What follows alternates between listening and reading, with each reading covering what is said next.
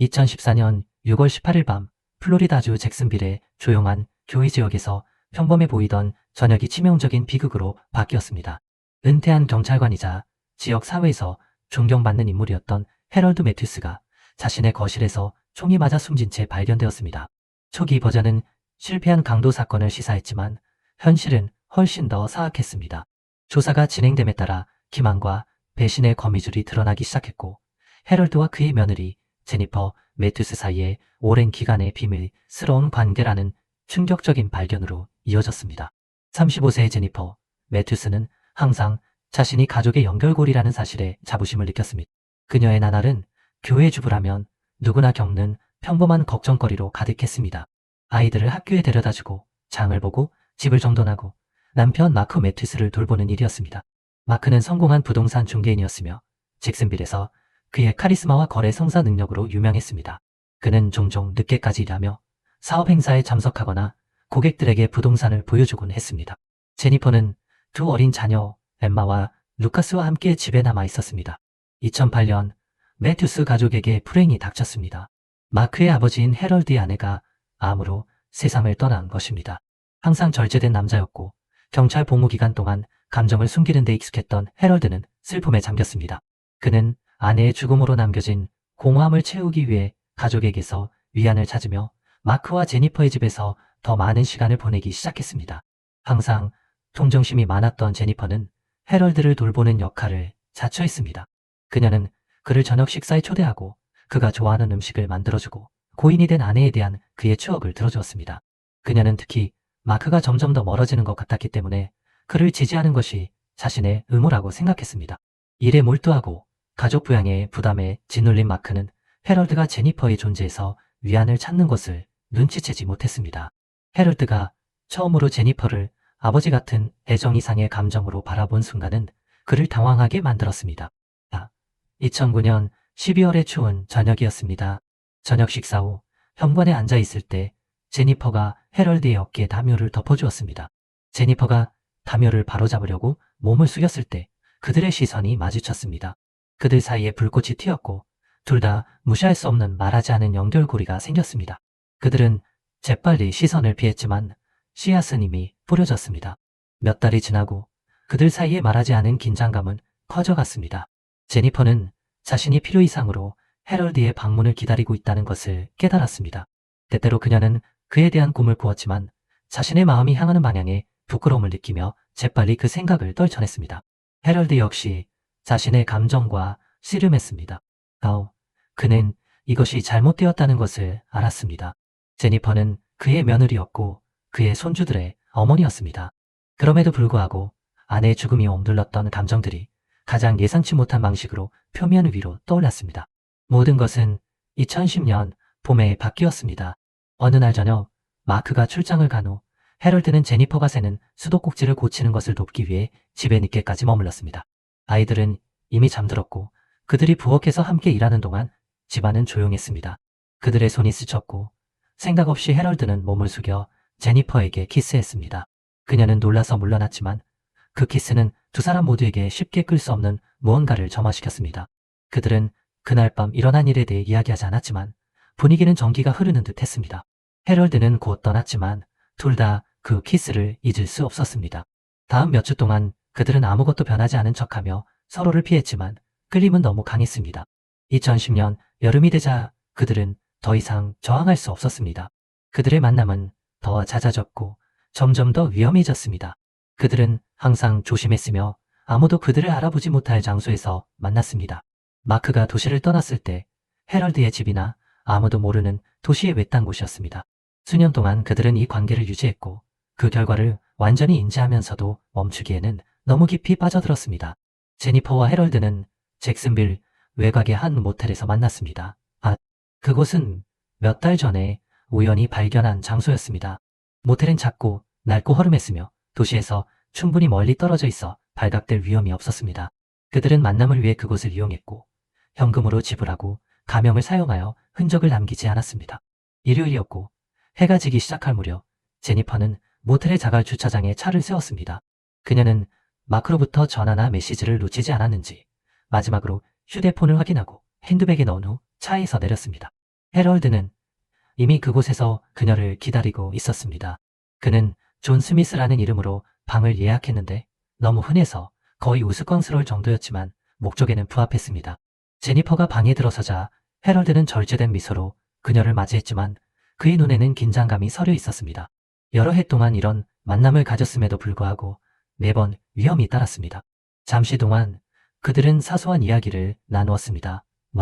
아이들이 어떻게 지내는지, 마크의 최근 부동산 거래에 대해서 말입니다. 하지만 결국 대화는 그들의 관계로 옮겨갔습니다. 해럴드는 너무 많은 위험을 감수하고 있다고 두려워하며 관계를 끝내는 것을 고려하고 있었습니다. 제니퍼 역시 의심을 품고 있었지만 해럴드를 잃는다는 생각은 발각될 위험보다 더 두려웠습니다. 그녀는 그들이 계속할 수 있고 충분히 조심스럽다고 그를 설득하려 했지만 해럴드는 확신하지 못했습니다. 만남 후 제니퍼는 일어난 모든 일을 열렬히 생각하며 집으로 운전했습니다. 그녀가 도착했을 때 마크가 거실에 앉아 텔레비전을 보고 있는 것을 발견했지만 그는 사실 딴 생각에 잠겨 있었습니다. 그의 시선은 멀리 있었고 그녀의 등장에 거의 반응하지 않았습니다. 제니퍼는 그의 자세에 나타난 긴장감과 그가 턱을 꽉 다문 방식을 알아차렸지만 굳이 캐묻지 않았습니다. 그녀는 그것이 직장 스트레스 때문이라고 추측했고 마크의 의심이 싹트기 시작했다는 것을 전혀 알지 못했습니다. 마크는 지난 몇 달 동안 제니퍼의 행동 변화를 눈치챘습니다. 그녀는 더 내성적으로 변했고 집을 나갈 핑계를 자주 찾았으며 그가 방에 들어서자 급하게 끊는 전화 통화를 몇 번 목격했습니다. 마크는 섣불리 결론을 내리는 성향은 아니었지만 징후는 분명했고 그는 그것들을 무시할 수 없었습니다.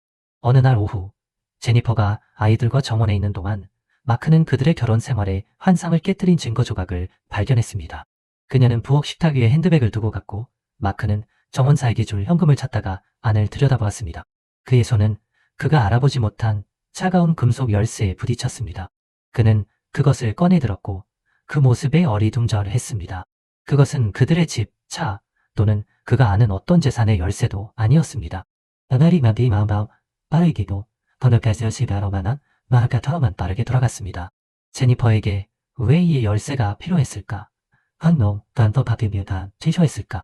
몇 달 동안 그의 마음속에서 곪아왔던 의심이 형태를 갖추기 시작했습니다. 그러나 그는 즉시 그녀와 대면하지 않았습니다. 대신 그는 어떤 비난을 하기 전에 조사하기로 결심하고 열쇠를 주머니에 넣었습니다. 그날 저녁 그는 평소보다 더 조용했고 아이들과 저녁을 먹고 잠자리 들게 하고 소파에 앉아 텔레비전을 보는 동안 제니퍼를 주의 깊게 관찰했습니다. 제니퍼는 그의 변화를 눈치채지 못한 것 같았고 만약 그랬다 해도 내색하지 않았습니다. 다음 며칠 동안 마크의 편집증은 커져갔습니다. 그는 그녀가 없을 때 제니퍼의 휴대폰을 확인하며 의심스러운 메시지를 찾기 시작했습니다. 하지만 제니퍼는 조심했고 모든 증거를 삭제했습니다. 그러나 열쇠는 그가 확인할 수 있는 만질 수 있는 증거였습니다. 제니퍼가 장을 보는 동안 마크는 열쇠를 쥐어 열쇠공에게 가져갔습니다. 희끗희끗한 턱수염을 가진 중년의 남자인 열쇠공은 그것을 주의 깊게 살펴보았습니다. 이건 오래된 자물쇠 열쇠군요. 그가 열쇠를 손안에서 돌리며 말했습니다. 새 부동산에서는 찾을 수 없는 종류죠. 아마 모텔이나 오래된 건물일 겁니다. 마크의 심장이 내려앉았습니다. 그는 열쇠공에게 감사 인사를 하고 떠났고 그의 머리는 어두운 생각으로 가득 찼습니다.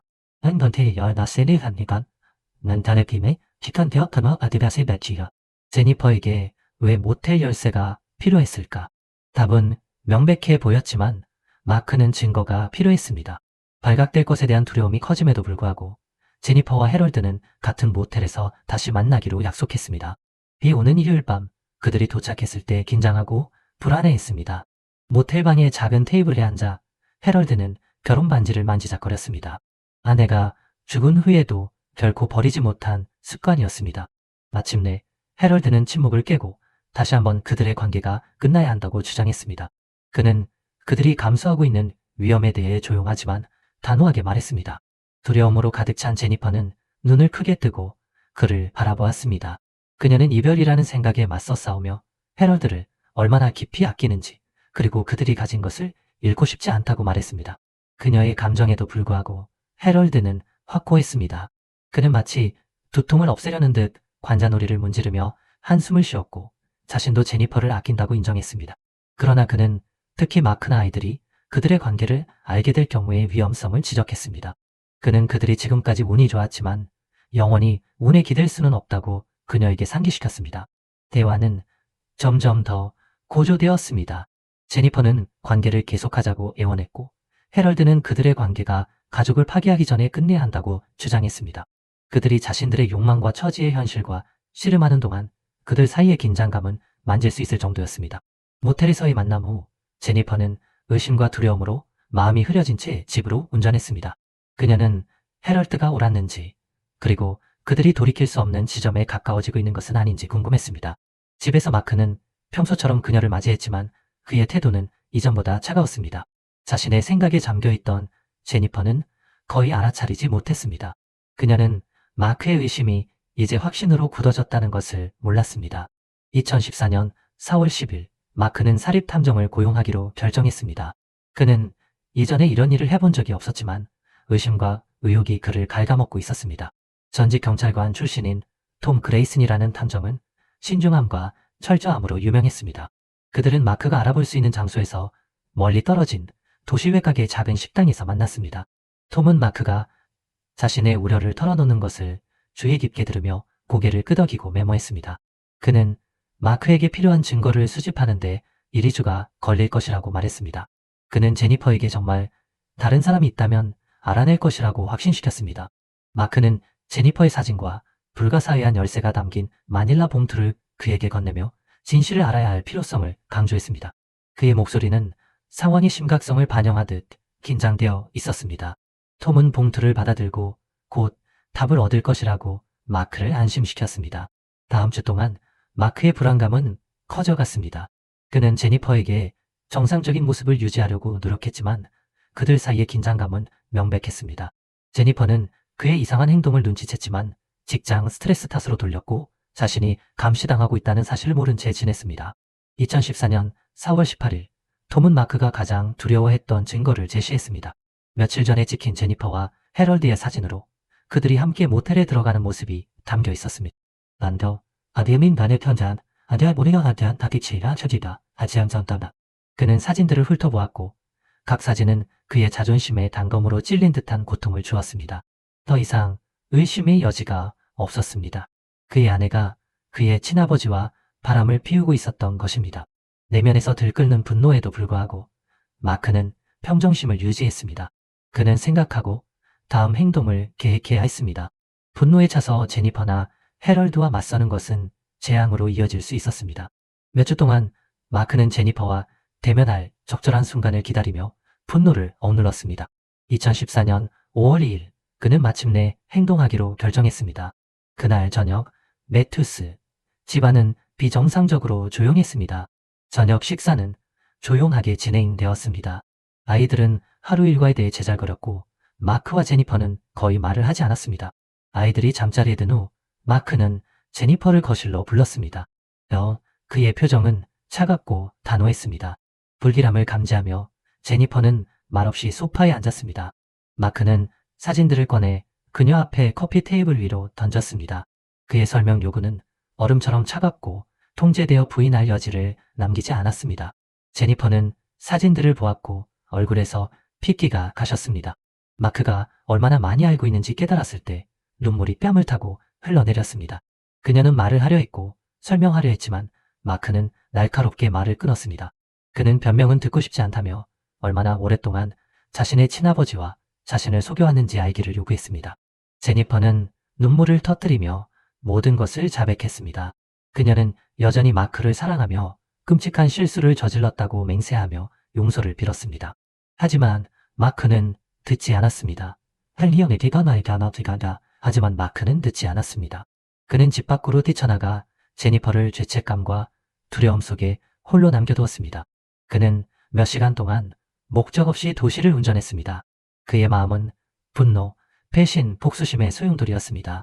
결국 그는 헤럴드의 집 앞에 서게 되었습니다. 익숙한 집의 모습은 그를 분노로 가득 채웠습니다. 그는 문을 두드렸고 헤럴드가 문을 열자 격렬한 언쟁이 벌어졌습니다.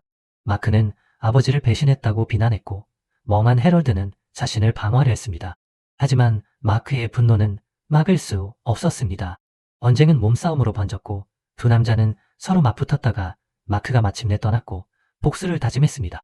제니퍼는 마크의 분노에 겁에 질렸습니다. 그녀는 그가 그렇게 격분한 모습을 본 적이 없었고 그의 분노 폭발의 기억은 그녀를 송두리째 흔들어 놓았습니다. 2014년 5월 15일 그녀는 대학 시절부터 알았던 가장 친한 친구 사라에게 모든 것을 털어놓았습니다. 그들은 작은 카페에서 만났고 제니퍼는 모든 것을 털어놓았습니다. 불륜과 마크와의 언쟁에 대해서 말입니다. 다음에 아래임의 기비가 너미리가 네가 냅디도 반합실다야넌 삶은 어태도 실감하다. 그녀의 얼굴에는 걱정과 불신이 뒤섞여 있었습니다. 그녀는 제니퍼에게 떠나라고 촉구하며 마크가 현재 상태에서는 위험하고 그의 행동이 예측 불가능하다고 경고했습니다. 그러나 제니퍼는 갈등했습니다. 마크를 떠나는 것은 결혼 생활의 끝일 뿐만 아니라 아이들의 삶을 파괴하는 것을 의미했습니다. 그녀는 사라에게 자신의 두려움과 불확실성을 표현하며 두렵지만 아이들에게 해를 끼치고 싶지 않다고 고백했습니다. 사라는 제니퍼의 손을 잡고 자신과 아이들을 보호하는 것의 중요성을 단호하게 강조했습니다. 그녀는 마크가 제니퍼가 묘사한 것처럼 화가 났다면 무엇이든 대비해야 한다고 경고했습니다. 제니퍼는 고개를 끄덕였지만 그렇게 할 수 있을지 확신하지 못했습니다. 그녀는 죄책감과 두려움에 마비되어 출구를 찾지 못한 채 덫에 걸린 기분이었습니다. 마크의 분노는 날이 갈수록 커져 그를 잠식했습니다. 그는 제니퍼와 해럴드가 함께 있는 이미지를 머릿속에서 지울 수 없었습니다. 그리고 그럴수록 그는 그들 둘 다 대가를 치르기를 더 원했습니다. 2014년 6월 5일까지 그의 생각은 어두운 방향으로 흘러갔고 그는 복수를 꼼꼼하게 계획하기 시작했습니다. 그는 도시 외곽의 상인에게서 총을 구입했습니다. 빠르고 추적 불가능한 거래였습니다.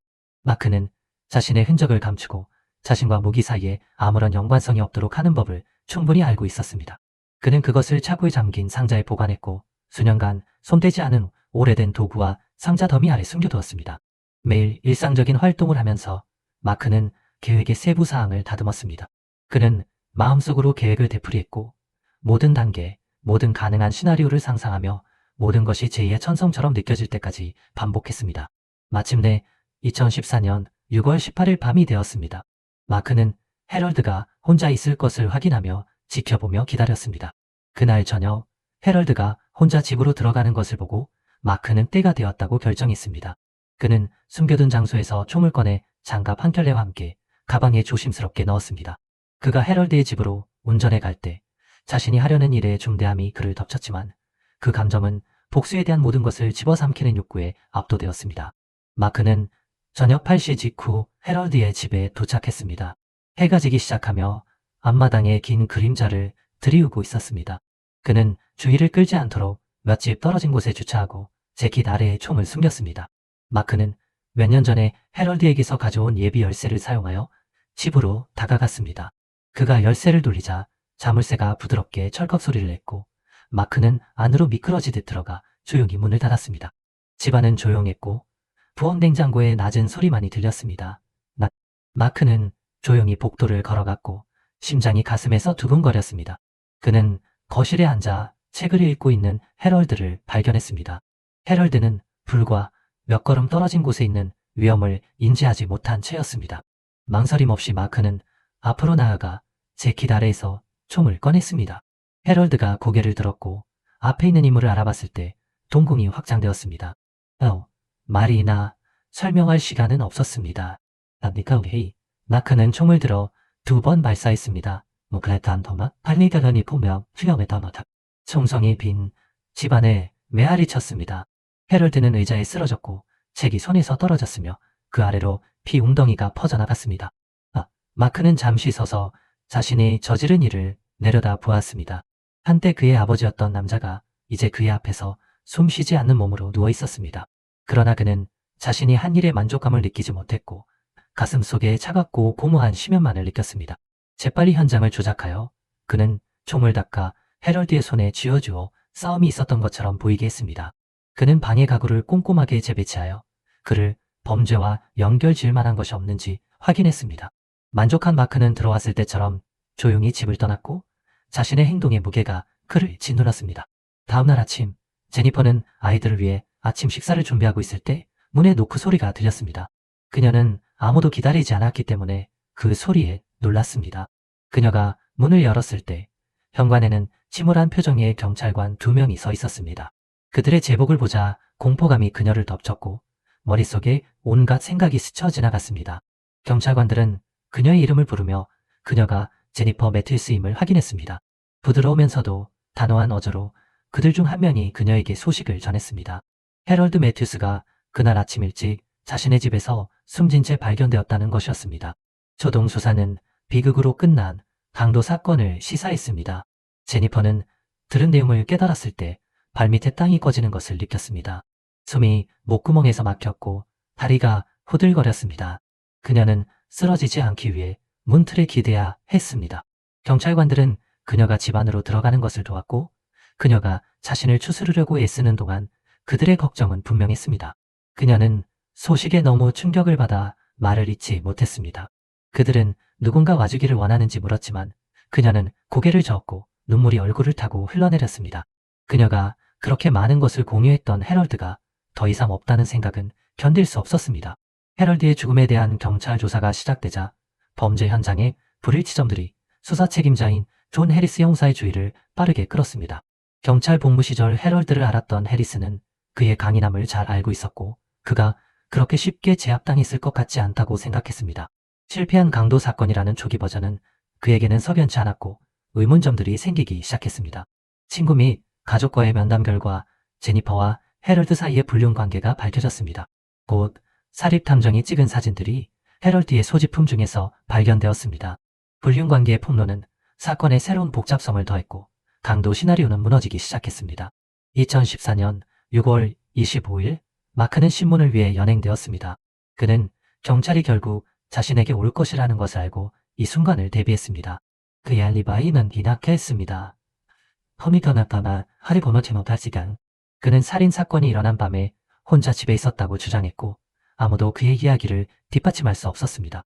형사들은 그를 압박하며 세부 사항을 캐물었고 마크는 설득력 있는 답변을 제공하는데 어려움을 겪었습니다. 마크의 차와 집 수색 결과 그가 살인밤에 착용했던 장갑이 드러났습니다. 그가 꼼꼼하게 청소했지만 차고에서 화약 잔류물 흔적이 발견되어 그를 범죄와 연결지었습니다. 이것은 작은 증거였지만 마크가 공들여 만든 외관을 산산조각 내기에 충분했습니다. 처음에는 모든 것을 부인했지만 형사들이 계속해서 그의 방어선을 허물어뜨리자 그의 평정심이 금이 가기 시작했습니다. 자신이 빠져나갈 수 없다는 깨달음이 무거운 짐이 되었습니다. 2014년 7월 3일 경찰은 마크를 살인 혐의로 체포할 충분한 증거를 수집했습니다. 한때 아내와 아버지에게 복수하기로 결심했던 남자는 이제 망가진 상태였습니다. 그의 손목에 수갑이 채워졌을 때 그의 얼굴은 창백하고 고뇌에 차 있었습니다. 그는 1급 살인 혐의로 기소되었고 보석 없이 구금되었습니다. 사건의 여파와 씨름하던 제니퍼는 슬픔과 죄책감에 사로잡혔습니다. 그녀의 불륜은 해럴드의 죽음과 남편의 체포로 이어진 일련의 사건들을 촉발시켰습니다. 그녀는 마크의 행동의 결과로부터 아이들을 보호하기로 결심하고 이혼 소송을 제기했습니다. 마크의 재판은 2014년 8월 15일에 시작되었습니다. 검찰은 그에 대한 강력한 증거를 제시했습니다. 증거는 압도적이었습니다. 아직이네 나나오너비 어때 다듣다 섭리되대요. 불륜, 장갑의 화약 잔류물, 알리바이의 불일치 등 모든 것이 명백하게 그의 유죄를 가리켰습니다. 사립탐정 사진들이 법정에서 공개되어 배신과 질투로 절망에 빠진 남자의 모습을 그렸습니다. 변호인 측은 마크가 일시적 정신 이상 상태에서 행동했으며 불륜이 그를 극한으로 몰아넣었다고 주장하려 했습니다. 하지만 그가 살인을 저지른 계산된 방식은 동정의 여지를 거의 남기지 않았습니다. 2014년 9월 10일 배심원단은 유죄 판결을 내렸습니다. 마크는 가석방 없는 종신형을 선고받았습니다. 그의 운명은 자신의 행동으로 결정되었습니다. 그가 수갑을 차고 끌려갈 때 그가 한때 가졌던 유망하고 성공적인 삶은 그가 그토록 꼼꼼하게 계획했던 복수에 의해 폐허가 되어 있었습니다. 시련으로 산산조각난 제니퍼는 아이들과 함께 잭슨빌을 떠나 과거의 공포로부터 멀리 떨어진 새로운 시작을 찾았습니다. 그녀는 자신의 삶을 재건하기를 바랐지만 일어난 일에 대한 기억들, 불륜, 살인, 그리고 재판은 영원히 그녀를 괴롭힐 것입니다. 실제 범죄 미스터리에 흥미를 느끼는 모든 분들은 좋아요를 누르고 채널을 구독하는 것을 잊지 마세요. 마크에게 어떤 형량을 선고하시겠습니까? 대가난 건물의 누더버엔 독거자 나타디가 강대하려 아냐면은 안에 이 상대부배 아니야 버리게 왔습니다. 탈거 보겠습니다. 인생한 아마버님이 즐기세요. 가능한 제방아치방 대리해피세요. 진심으로 탐정 드리며 나라날 어렵 제임이 드리다 아세가 나됐다면